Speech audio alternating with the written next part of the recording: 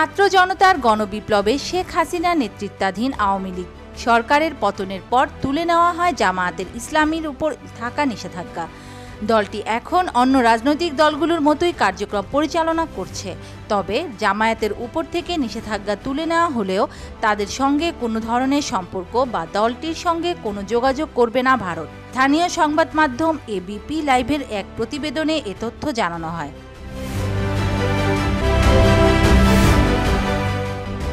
দেশটির এক কর্মকর্তার বরাত দিয়ে এবিপি লাইভ জানায়, ভারত সিদ্ধান্ত নিয়েছে জামায়াতের সঙ্গে সম্পর্ক স্থাপন না করার। এই সিদ্ধান্ত থেকে দেশটি সরে আসবে না।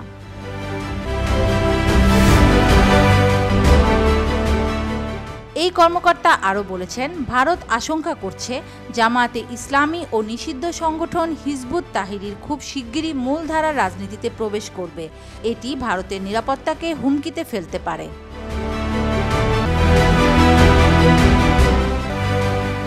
তিনি জানিয়েছেন, জাতিসংঘের সাধারণ পরিষদে ভারতের প্রধানমন্ত্রী নরেন্দ্র মোদি ও বাংলাদেশের অন্তর্বর্তীকালীন সরকারের প্রধান উপদেষ্টা ডক্টর মোহাম্মদ ইউনূসের মধ্যে বৈঠক হলে এই বিষয়টি নিয়ে কথা হতে পারে। তারা দুজনের 22 থেকে 23 সেপ্টেম্বরে জাতিসংঘের সাধারণ অধিবেশনে যোগ দেওয়ার কথা আছে।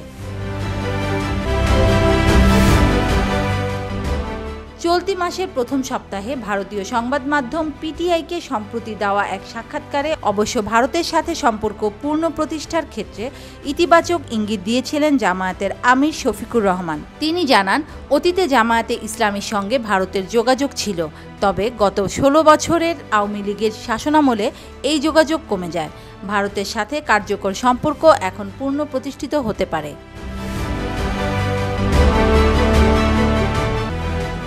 শেখ হাসিনা সরকার 2013 সালে জামায়াতের উপর নিষেধাজ্ঞা দেয়।